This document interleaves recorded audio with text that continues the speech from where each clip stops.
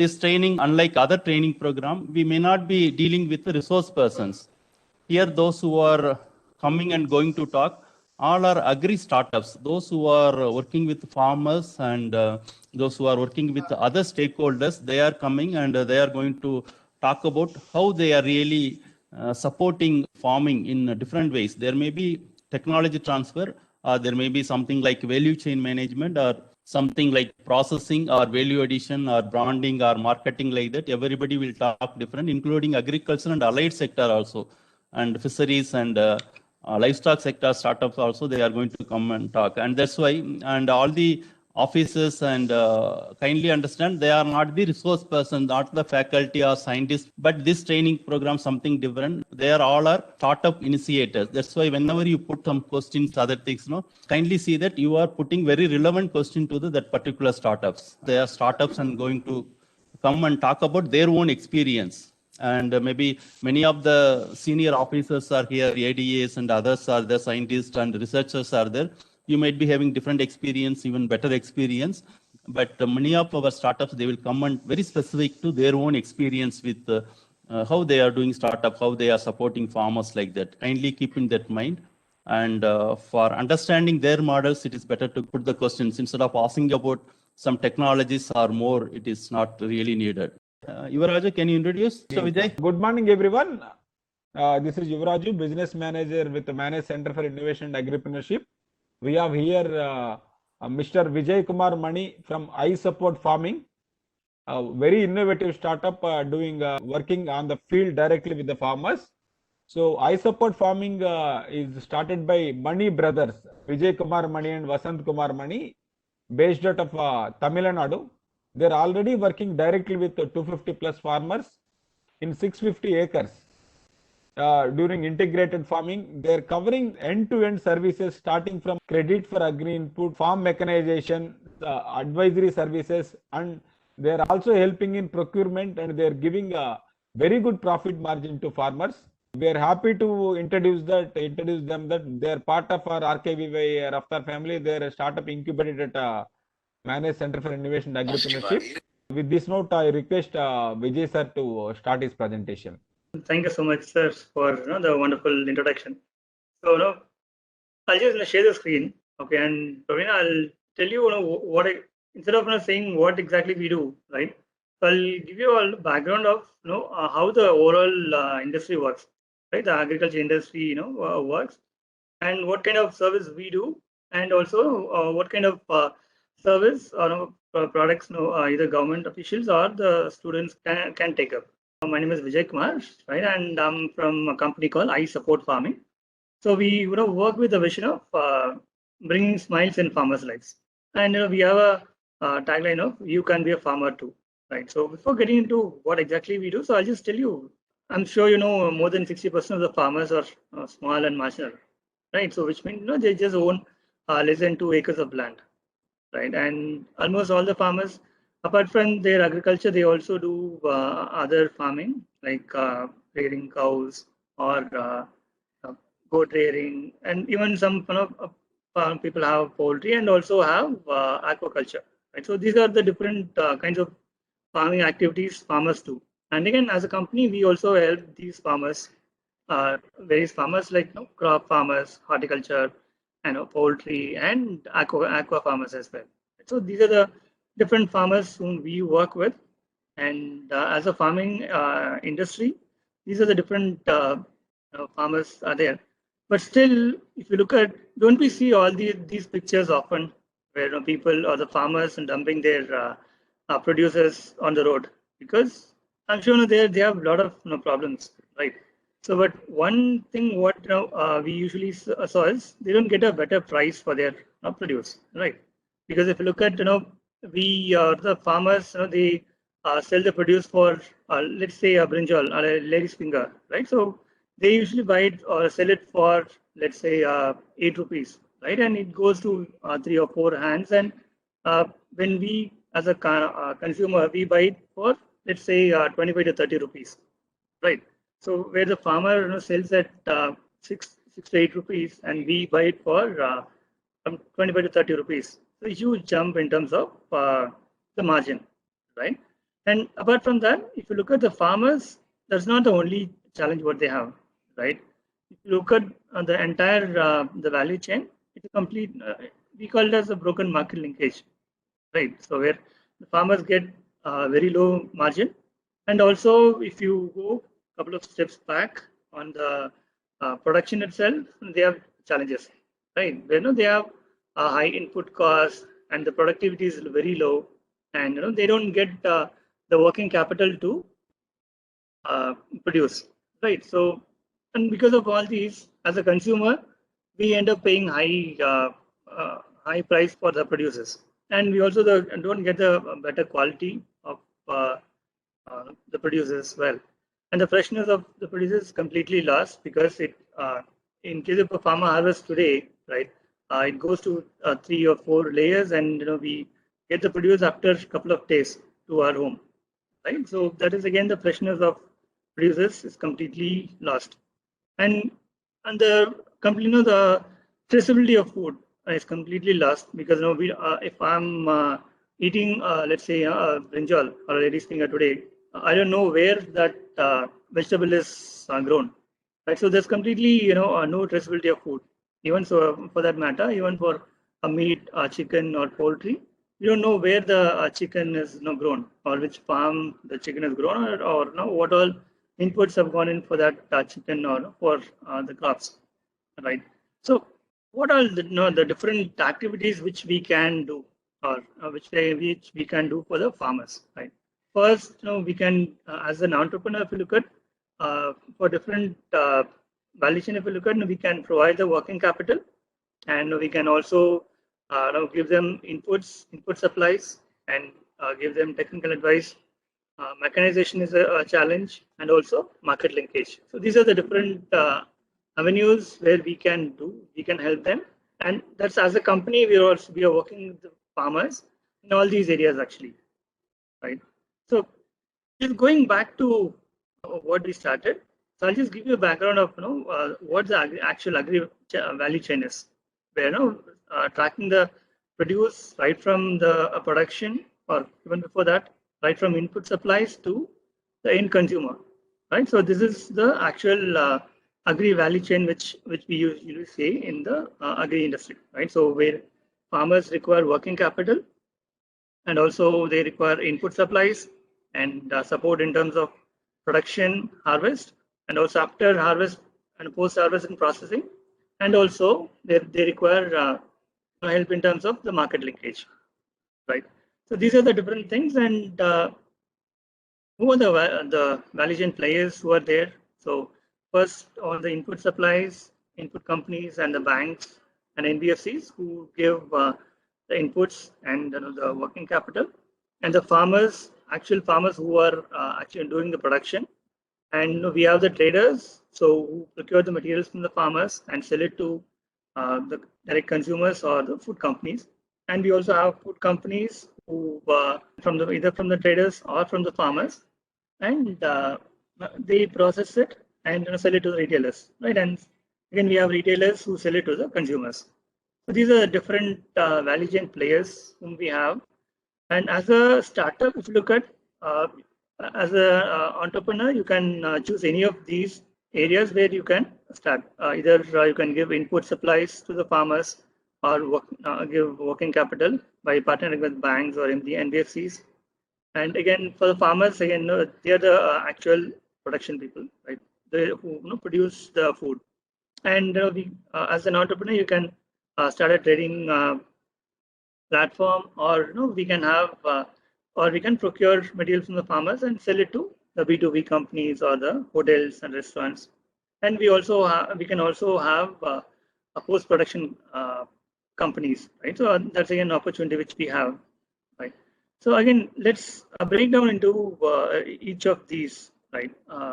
Let's say the input supplies, right? Typically, what happens in with the farmer, right? If you look at, it's in case of there is a pest attack, or in case of there is a pest attack, what the farmer usually does is he usually picks up the, I'm sure you would know, right? He picks up the let's say a paddy crop, and he takes it to the local fertilizer shop, right? And he shows the crop to the person who's there at the fertilizer company, right? So what they usually do is the salesperson, they usually give the medicine, which could be if you look at if let's say if the crop turns yellow, right? I'm sure it could be either nutrient deficiency or a pest attack or something else, right? But what the person at the sales staff does is he gives 3 different medicines for one let's say a pest attack, right? So there again, for the farmers, they lack technical knowledge, right? So we can have a platform, or we can do an extension work where we help the farmers in terms of giving them the right information about what to do, how to do, and what not to do, right? And also in terms of let's say seeds and the planting materials, right? So there again, inputs supplies are at high cost, all right? So again, we have an opportunity there where we can have research in terms of new and improved types of seeds. Of course, there's a lot of seed companies who are already doing the research work, but still we do have an opportunity to start in terms of new hybrid seeds and other things. And also, one of the main issues for the farmers is the mechanization and the farm equipment, right? Because since most of the farmers are small and marginal, right, they don't get or they're not affordable to get the machineries and the farm equipments, right? So there again, we see a huge opportunity for the entrepreneurs, where we can start a machinery rentals, where we can rent out machineries to the farmers, right? Where instead of buying for the farmers, since they have only less than 2 acres of land, like 2 or 3 acres of land, so buying a tractor or a tiller, it will not be affordable to them, right? So what we can do is we can buy, or we can rent it, or we can enter into partnership with the big input companies or the machinery companies, and we can rent it to them. So as a company, at iSupport Farming, we also do all these different works, working with the farmers.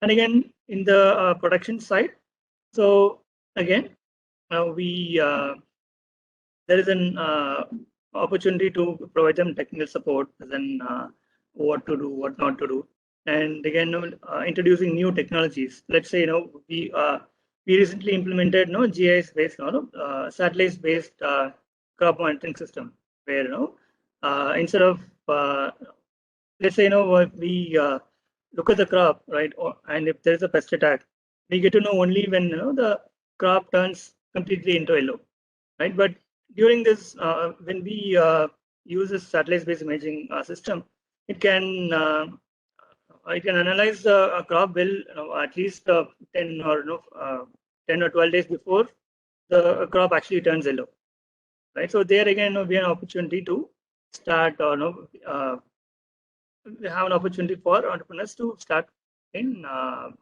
the production itself, right? And again, the supply chain, that's again a huge challenge for the farmers, because after all these harvests or production of 3 or 4 months, right, getting that produced to the market, that is a huge challenge for them, right? So that's where we have again, there's an opportunity for post-harvest support, where we give them the technical advice in terms of what are the products available and what are the sales avenues which they can sell their produce to, right? So just like instead of selling the produce directly to traders, local traders, what we can do is we can instead of traders, we can sell it to the bulk buyers or the hotels directly, or even to the consumers, right? So again, there is again business opportunity for the people to sell the produce directly to the consumers. And again, as a government official, you can also have various avenues where can help the farmers in terms of giving them the technical advices, in terms of giving them the sales avenues, where to sell the produce and what are the different options to choose and other things. And again, the cold storage, that is one of the upcoming areas which we are seeing, right? Cold storage, and of course the processing.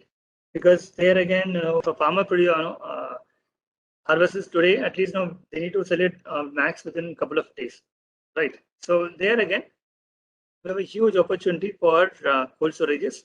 And as a government, if we look at what we can look at is giving the farmers the subsidies or giving them technical support. And there again, we have a huge opportunity for processing, because if you look at let's say just paddy, right?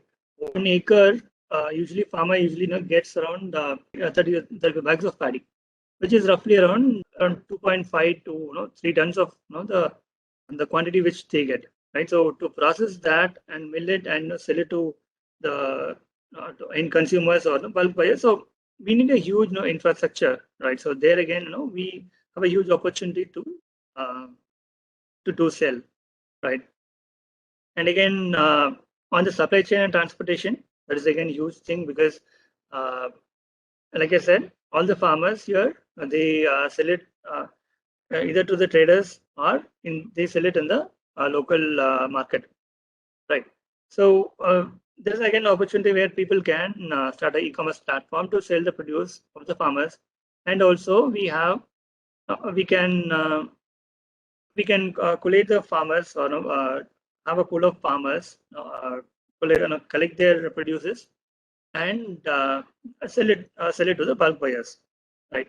So as a company, if you look at at iSupport Farming, we do all these things, right? So where we work with the farmers, right from giving them the input supplies, working capital, and help them in production, productivity, increase the productivity, and we also help them in selling the produce actually, right? So these are the various activities which we are doing, and of course there are different avenues where there are a lot of business opportunities which people can do. Yeah, Vijay, I put one question. How you are working with alone, or you work with other departments or other, because agriculture, large number of agriculture developmental departments many are working in agriculture. Maybe the farmers you are concentrating, they also might be working with KVKs and others. How you work with others also? Any idea? You can put it, yeah, if anything experience. Okay. Right. So how we work with the farmer as a company, right? At iSupport Farming, we since agriculture is again as a vast area, right? We can't have people on the ground working with the farmers, right? So what we do is we have different options to onboard the farmers or get the farmers or work with the farmers. So one, we work with the government officials, like the local agri departments, right? Let's say we are working in Kadalur and Vilpuram, right, in Tamil Nadu. So again, we work closely with the local agri departments, and also we work with the NGOs, right? NGOs and FPOs to have different various farmers under them, and of course, we also have tied up with the local input companies, right? The input suppliers, where we work with them. So these are the various ways we onboard the farmers actually, where we work with them, because we can't go to the field, everyone's field, and then we convince the farmers, right? So that's why we have strategic partners where we work with them actually. A little more specific, who are your strategic, because you are working with only few hundreds of farmers, 250 or some farmers. Who are your strategic partners? If you can you clearly tell, and what is the role they are doing? That will be good actually, if you are telling how they are doing it. Right. So if you look at them now, we are working with around 2,000 plus farmers right now. Okay, 2,000 okay, plus okay, farmers. 2,000 plus. Okay. 2,000 plus across Tamil Nadu. Okay. So if you look at on the FPO part, so we enter into a contract or partnership with them, where they will source the farmers of their from their list, and we will give them all the support required, the end-to-end support. So right from giving them the working capital to the market linkage, right? And again, for the government officials, if you look at we work with the local agri departments, where again we get the list of farmers who are listed under them, and we partner with them. Okay, there is an interesting question from Madam Madhusumita Misra. two questions. Whether you are working individual farmer to farmer or you are making as a community, as a group you are working, or like that she is asking. So right now, if you look at, we are working with the individual farmers, right? But individual farmers, but still, if you take a village, right? So we would have at least 10 or 15 farmers to start operations in that village, right? So even though our interaction will be one-to-one with the farmer, but collectively to start an operations, we usually work with at least 10 to 15 farmers in that village. Actually. Okay, you make it a little more group, like something small group, and work with them. Okay. Yes. Okay, another question. What is your linkages with input suppliers? How you are linking with them, how you get the benefit from them, and farmers also, how they will get the benefit, whether you supplying something quality inputs, less price, or how it works. Yeah. Okay. So on the input supplies, if you look at, we have tied up with companies like Vighad and companies like directly with Bayer and other companies, right? So where we get it at a very subsidized rate, right? For first thing first, we get the inputs at a very low price, right? At a subsidized rate. So just to give you a background, last year we did the maize crop, right, in Nagarjunagar, right? So there again, we were able to bring down the input cost or the seed cost to almost 40 or 45% of the actual the cost, right? So when we directly buy directly from the wholesalers or from the big companies, right? So there, which is again directly passed on to the farmer, right? So that is one, and again, we give them the inputs as in all the inputs. But it is a 30-40%. It's a huge, is it not? It is very much. It is. Yes, sir. Yeah. Because if you look at if we go and if we actually we are tying up with directly with the producers and the bulk buyers who are actually getting it at a very subsidized rate. Okay. Another question from Mr. Ravi Parmar. Whether you face any problem initially, you are going to farmers and trying to convince them, but how they really see, because you maybe they see as an outsider, first time you are going, right. Farmers are doing so many years. How you convince the farmers to join with you? Yes, that is one issue which we faced initially when we started this. Right, actually we started this operations in 2016, right? So initially when we went and spoke to the farmers, they were a little skeptical. Whether why should you come and help us? So whether they were thinking whether are we coming to grab their lands or are we coming there to evade taxes or a lot of things which they were skeptical about, right? That's when what we thought was every village will have a lead farmer, right? Lead and a big farmers, so who will have a big a good name in the village, right? So what we did was we went in and convinced that big farmer, someone who has good knowledge, a technical knowledge and other things, right? And we did good work for a couple of seasons, and he started convincing the farmers in the village, right? So that is one approach which we had initially. That's called a lead farmer approach, which we had. So that's why we started getting more farmers. And do you have any linkage with livestock sector and livestock related inputs also used to supply, or how it is? There is another question from Dr. Manas Ranjan, Senapati. Yeah. Yeah, actually, like I said, we work with different farmers, right? So one crop farmer, and again with poultry farmers and aquaculture. So we work with all these farmers.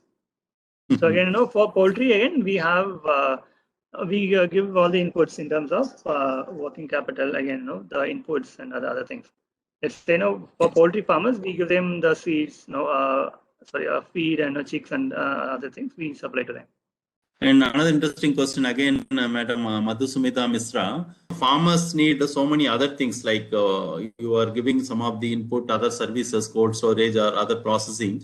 But farmers need more, like crop pest and disease advisory or something like machinery they want. Whether you have some support system or yourself you are doing for this, how it is? Okay. So now we are doing is, we are working with we have our team, right? So we have agriculture graduates on board. Right, so currently we're a 15 or 18 member team, Almost everyone is from the agriculture background, right? Either being an agri graduate, agri engineer, or being farmers ourselves, right? So we have different teams which gives advisory to the farmers.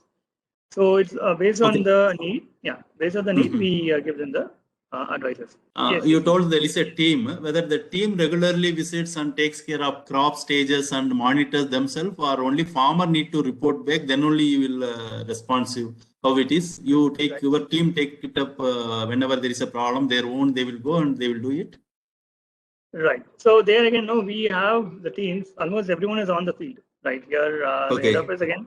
We have the sales office, but again, apart from the head office, we also have around 4 different field offices, right?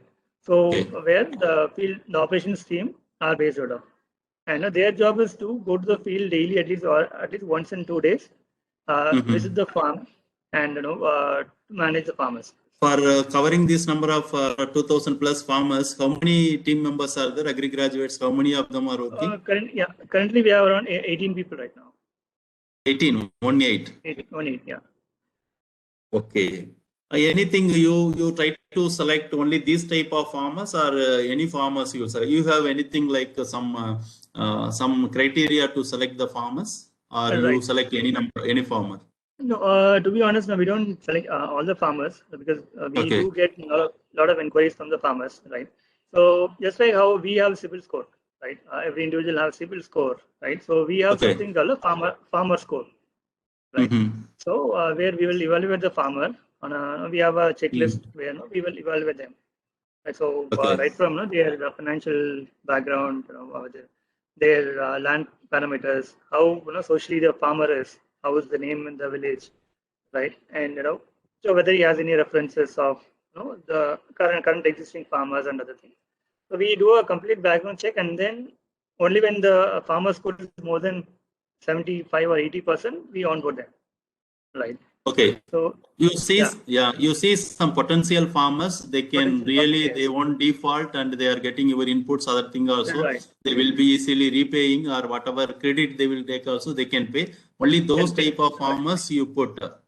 And because you are going newly to village, how you really get this farmers score? You ask some other farmers, or how you really get? It's very difficult task, getting about farmer and their own. Yeah, how you get it that one really? So first we do again. Here is where we work with the local agri the departments, right?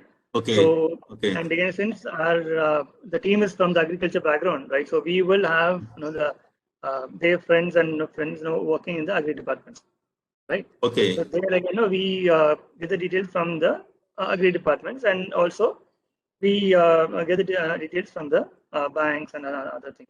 Yeah. Okay, good. And anyway, you are working with 2,000 plus farmers, and any idea how earlier, before you are reaching to them, how they are earning, and now how the income and other thing increase, and what are the things anything you see, at least if not very great data or something, but at least you might be visualized. What improvement you made in the farm or farm activities or production, whatever may be? Can you in general, can you talk what are the improvement you really brought among these 2,000 farmers like that? Right. So first thing, like as mentioned, we work with the farmers in the entire value chain, right? So right from giving them the working capital to selling the produce, right? So first, we are able to bring down the production cost at least by 15% to 20%, right? Since we are now selling or buying the inputs at a subsidized rate, so we are able to bring down the production costs at least by 15 to 20%, right? And also at the end of the spectrum on the market linkage, since we are selling it for the directly to the bulk buyers and the hotels and restaurants, so there again we are able to get a good margin for the farmers, at least 10% margin there. So that's where we work with farmers. Sumita Misra, you told about you are taking care of everything, marketing, produce, and everything. And if suppose crop faces failure, or there is a stress, drought, something more infestation happens, how you support the farmer, or how you face that challenge? Okay, right. So to be honest, we completely de-risk the farmers in terms of the working capital, since we are giving them the working capital, right? So we take the risk of the loss and other things, right? So in case because last year we had a loss, right, for the farmers, right? Let's say we had around 10 or not 10, around 15 acres of land which we did, and again because of last two rains, the crop completely got lost, right? So there again, we didn't ask the farmers for any compensation or nothing. So what we do, we completely de-risk the farmers, right? In case if there is a loss, it is a loss, and we bear the loss. And then in case if there is a profit, we share the profit with the farmers actually. But interesting, when farmer faces risk and you de-risk them, everything you are facing. But agriculture again is a difficult. How far you can go like that? How you are courageous to do like that? Because what happens? This is continuously it happens. But farmers also knows if there is a risk and he may not give more care to tomorrow after 2-3 seasons, he may not taking care because it goes lost. It is anyway Vijay will take care like that. No, if they are not giving more attention, how you will do? It is right. So that's the that's true. That's the work which our team has to have, right? So that is the work which our team where they need to monitor the operations and make the farmer work, right? Because here the farmers they own the land and they do the work, right? So and it's our duty as a company, we make sure he does the work properly and with the proper technical support and the quality inputs and other things. Okay. So good. Anything related to agriculture insurance, something you do it, they will insure with insurance, other things?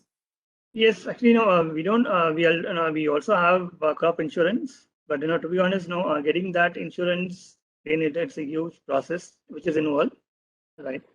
So that is there. But again, as of now, we don't have any insurance for the farmers, right? In case of there is a crop loss or in case of government announces compensation for the flood or drought, that will be again we can claim it. Okay, this seems to be it's a very sometimes even it may be very risky model also, but at the same time you want to scale up your model. And what is your plans for future? How you will scale up? You want to go from 2,000 plus to maybe more farmers you want to reach, and what is your future plans? How you want to proceed further? So currently, if you look at we are operating only in Tamil Nadu right now. Okay, so this year we're looking at expanding this to Karnataka and Andhra, right, and of course Telangana.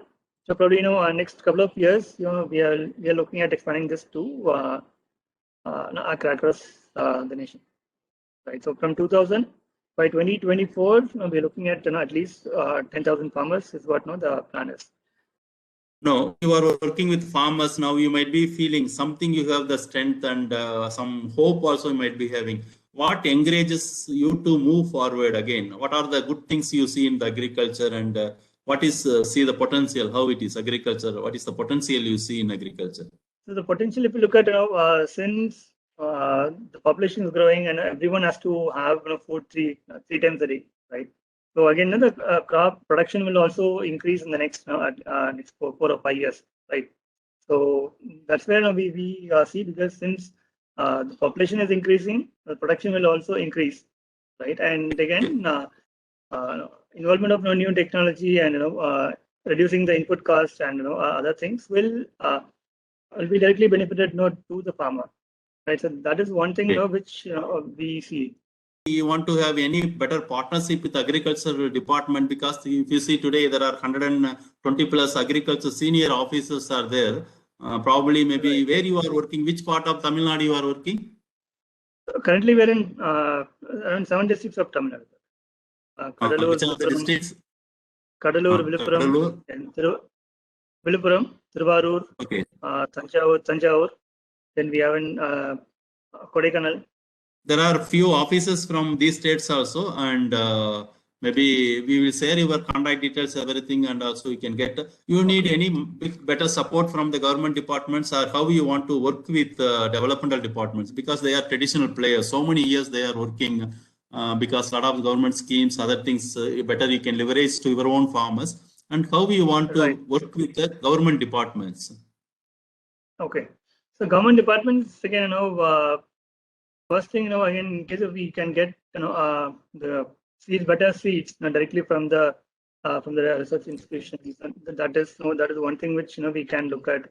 And also on the seed production, we can, work directly with the government officials, right? And again, on selling the produce, again, selling the produce, in case if we have, the trader list and other things, we can work with them.